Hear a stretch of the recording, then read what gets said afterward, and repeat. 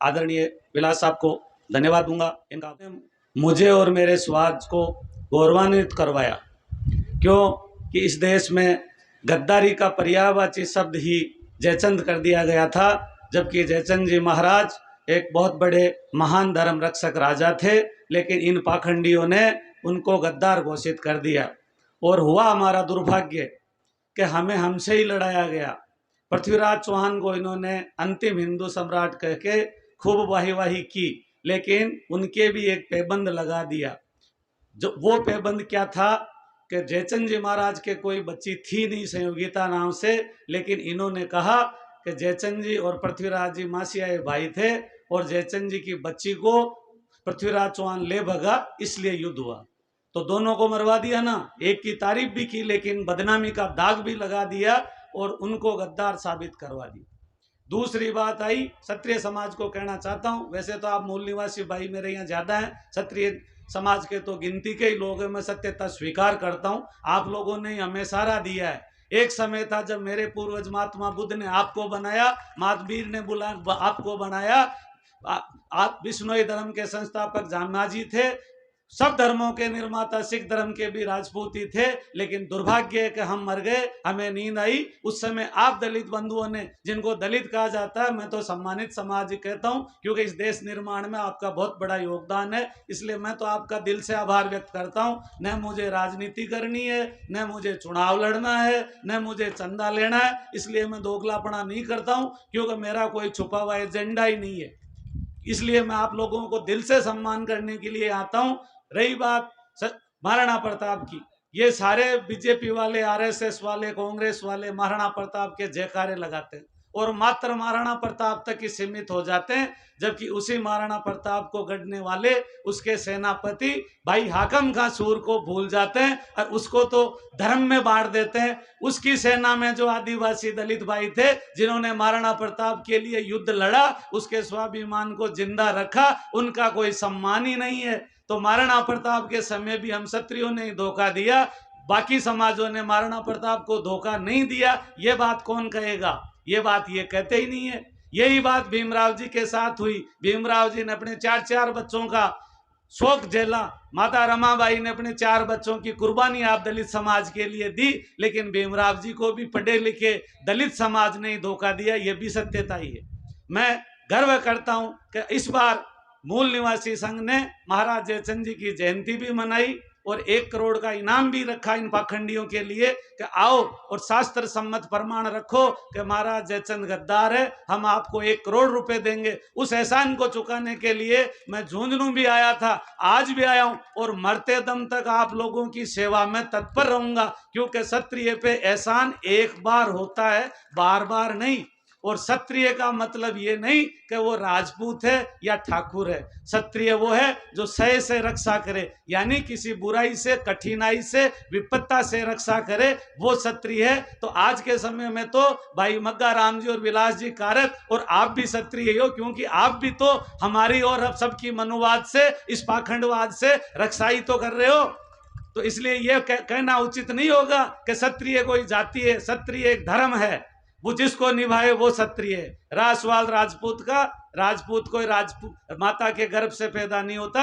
राजपूत का शब्द भी रजपूत है, यानी माटी का बेटा, जो किसानी करे, खेती करे, लोगों की सेवा करे, उसको रजपूत कहा जाता है। लेकिन हमारे इन पाखंडियों ने हमें रजपूत बना के पता नहीं कैसे कैसे विलियन के रूप में पेश कर दिया और आप लोगों से और हमारी ऐसी दूरियां बना दी। और गणना और हमारे भी कुछ लोग उसी गलतफहमी में जीने लगे कि हम तो राजा के ही पूत हैं। अरे भाई, काहे के राजा के पूत हो? 2-2 ढाई-ढाई बीघा जमीन के मालिक नहीं हो, खाने को अनाज नहीं है, नरेगा में जा रहे हो, बीपीएल की श्रेणी में आ गए, मकानों पे पीले अक्षरों में शब्द लिख दिए गए, तो फिर इस मानसिकता को तो छोड़ो। रहा सवाल ठाकुर का, ठाकुर भी कोई ऐसा शब्द नहीं है कि हम ठाकुर जी हैं।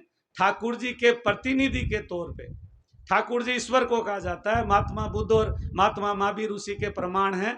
ठाकुर जी के प्रतिनिधि के तौर पे यानी मुनीम के तौर पे यानी उसके नौकर के तौर पे जो आम जनता की सभी 36 कौमों की सेवा करे उसको ठाकुर साहब की उपाधि दी जाती थी। वो ठाकुर साहब मात्र एक योग्य व्यक्ति होता था जो तामसी खाना ना खाता था, जो मीट नहीं खाता था, जो दारू नहीं पीता था, जो चरित्रहीन नहीं होता था, जो अनुशासित होता था, जो बहन बेटियों की इज्जत करता था, सभी के लिए मरता था, उसको ठाकुर साहब कहते थे। अब इन पंडों ने हमें घर घर में हमारे पिता के मरने पे, आज मेरे पिता इस दुनिया में नहीं है तो मैं हूं बापड़ा साहब, क्योंकि पिता के बिना आदमी की शक्ति क्षीण हो जाती है, लेकिन इन्होंने हमें हर घर में ठाकर बना के छोड़ दिया कि अब फिर और धक्के खाओ और मरो। तो ठाकर की शब्द की ये परिभाषा मैं आपको क्षत्रिय राजपूत और क्षत्रिय की परिभाषा जैसी मुझे आती है मैंने बताई। जरूरी नहीं कि ये सत्य हो जैसा बुद्ध ने कहा, क्योंकि बुद्ध मेरे पूर्वज है इसलिए मैं उनको मानता हूं कि आप प्रामाणिकता के साथ माने। जरूरी नहीं कि मैंने जो कहा वही परिभाषा ठाकर राजपूत और क्षत्रिय की होगी। राष्ट्रवाद कांग्रेस और बीजेपी का ये मिलीजुली है, दोनों एक है। जिनके बाप दादा नाना कांग्रेस में रह के हमें ठगा और मात्र कहा कि धर्मनिरपेक्षता, तो भाई जब धर्मनिरपेक्षता थी तो भारत में इतने दंगे क्यों हुए? और उन दंगों में मेरे मूल निवासी भाई और ये मुस्लिम भाई क्यों मरे? ये पंडे क्यों नहीं मरे? ये व्यापारी क्यों नहीं मरे? तो आपकी धर्मनिरपेक्षता कहाँ चली गई थी? मैं इनसे कांग्रेसियों से कई बार ये पूछता हूँ, धक्के भी खाता हूँ, तिरस्कार भी झेलता हूँ, लेकिन अब क्या है कि हार्ट अटैक से बच गया था इसलिए मैं अब मजबूत हो गया। अब आई भाजपा, मैं क्षमा चाहूंगा, मात्र 1 मिनट लूंगा। अब आई भाजपा, इन्होंने कहा राष्ट्रवाद खतरे में है, तो मैं मेरे क्षत्रिय समाज से कहना चाहूंगा कि आप राष्ट्रवाद का ठेका न लें, आप हिंदू धर्म का ठेका न लें, आप गाय का ठेका न लें और आप अन्य चीज़ों का भी ठेका न लें, क्योंकि अब आप नौकरी पे नहीं हो, आप गार्ड मत बनो, आप चौकीदार मत बनो, ये आपका काम नहीं है जो आप ये सारे ठेके ले रहे हो। मैं क्षत्रिय समाज से पूछना चाहता हूं कि आपकी विपत्ति में किसने ठेका ले रखा है? आपकी सुरक्षा का, आपकी इज्जत का? तो आपकी तो इज्जत की किसी को परवाह ही नहीं है। और दूसरी आप लोगों की भाजपा में जो क्षत्रिय उनकी तो ऐसी दुर्गति और बेइज्जती है, मैं समझता हूं कि वो क्षत्रिय हो ही नहीं सकते, तो इतनी जलालत जेल के भाजपा में रहते हैं। अभी नई संसद भवन का उद्घाटन हुआ, उसमें माननीय देश के प्रधानमंत्री, वो हम सब के ही हैं इसलिए माननीय मुझे कहना ही पड़ेगा, मैं उनकी विचारधारा का नहीं हूं, लेकिन देश का प्रधानमंत्री सम्मान करना चाहिए, ये हमारी परंपरा वामसेब की भी है, मूल निवासी संस्था की भी है। उन्होंने सारे प्रधानमंत्रियों का नाम लिया, लेकिन आदरणीय चंद्रशेखर जी और वीपी सिंह जी का नाम लेना उन्होंने घृणा समझा और नाम नहीं लिया। तो ये तुम्हारी औकात है। इन्होंने भारत रत्न एक ऐसे खिलाड़ी को दिया, मैं तेंदुलकर जी का कोई विरोधी नहीं हूं क्योंकि, लेकिन वो पंडित है इसलिए उनको भारत रत्न मिल गया। लेकिन ओलंपिक विजेता हॉकी टीम के, विश्व विजेता टीम के कप्तान ध्यानचंद जी राजपूत थे, उनको आज तक नहीं मिला। महेंद्र सिंह धोनी ने विश्व कप दिवाया, उस बेचारे को भारत रत्न नहीं मिला। तो तुम्हारी औकात का तुम्हें पता नहीं चलता क्या है?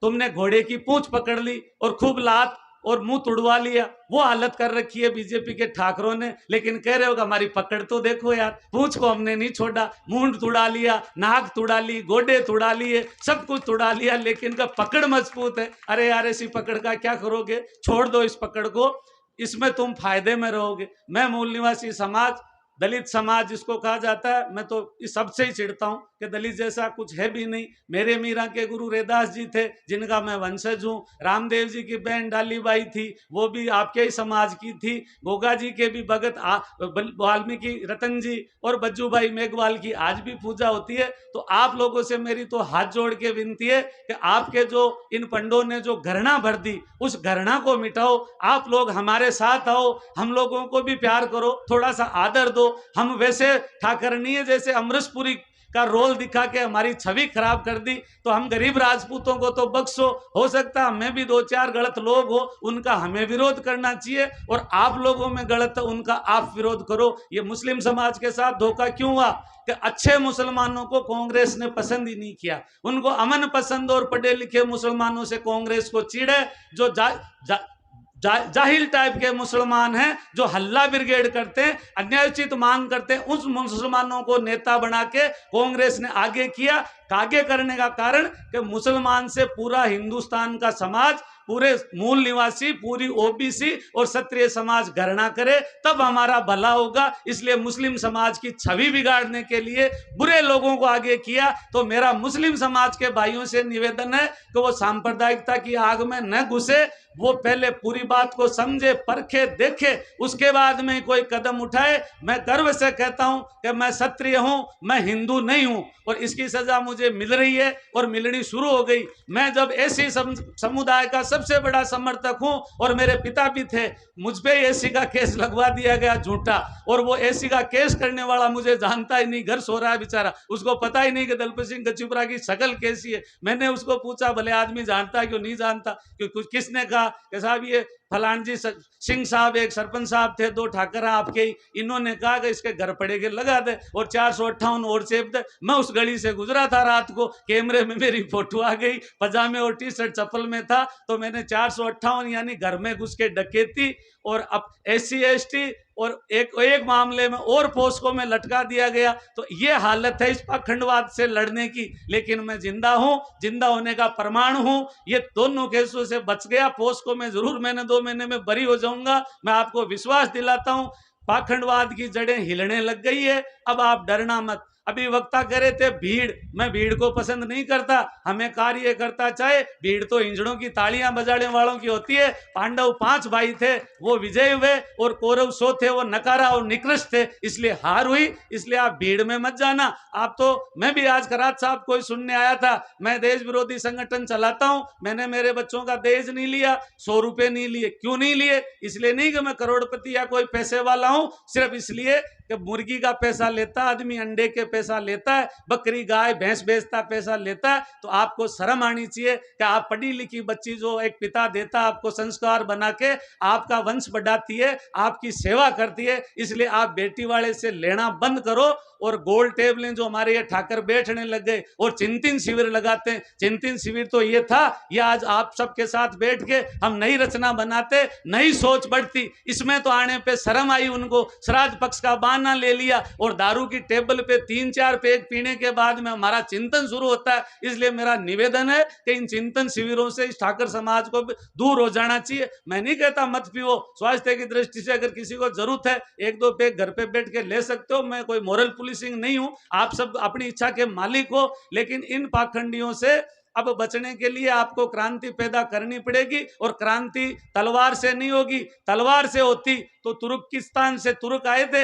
ये मेरे मोहम्मदन भाई कायम का नहीं है, हमारे भाई हैं, लेकिन इनको तुर्क चिढ़ाने के लिए बोल देते हैं ये पंडे, जबकि ये तो भारतीय हमारे ही कन्वर्ट भाई हैं, ये काहे के तुर्क हैं। तो तब भी हम तलवार की नोक पे हम नहीं बने, आज भी हम बैठे हैं ना, तो फिर हम कैसे? लेकिन विचार से बदला जा सकता है। बुद्ध के अनुयायी हजारों करोड़ों हैं, सिख संप्रदाय के हजारों करोड़ों हैं। और दूसरा मैं आपको निवेदन कर दूं, मेरे सामने कल ही समस्या आई, खुर्शीद भाई को जवाब देना भारी हो गया, लेकिन मैं तो सच्चा आदमी इसलिए दे दिया। इन्होंने मुझे पूछा कि आप आ जाओगे क्या प्रेस कॉन्फ्रेंस में? मैंने कहा मेरे पिताजी की मृत्यु को, स्वर्गवास को 4 साल हो गए, तो मदर ने कहा कि श्राद्ध करना है।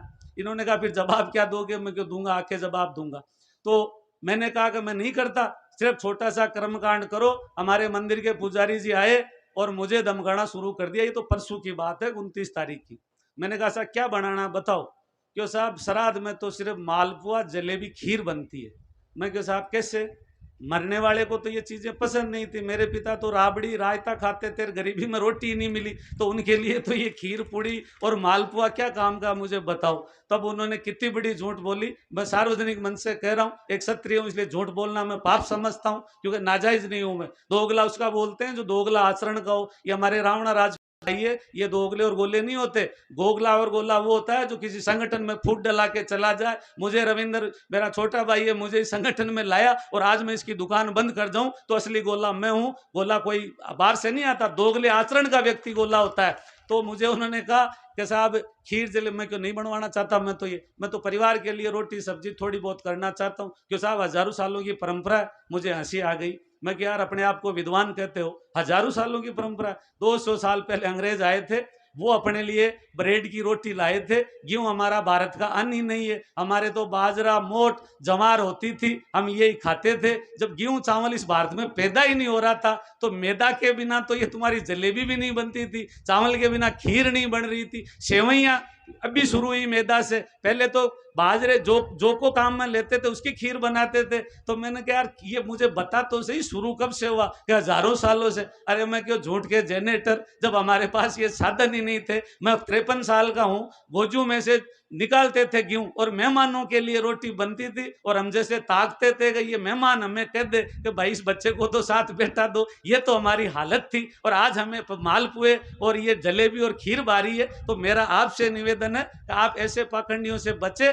जब मैं आप सबका हार्दिक आभार और धन्यवाद व्यक्त करता हूं, विशेष तौर से जो ये साउथ से आए, दूसरे प्रदेशों से आए, मेरी माताएं आई, आप लोगों ने मुझे सुना और मुझे समय दिया, इसके लिए मैं भाई खुर्शीद जी, भाई रविंदर जी, इनका आभार और धन्यवाद व्यक्त करता हूं दिल से। इसलिए नहीं कि मैं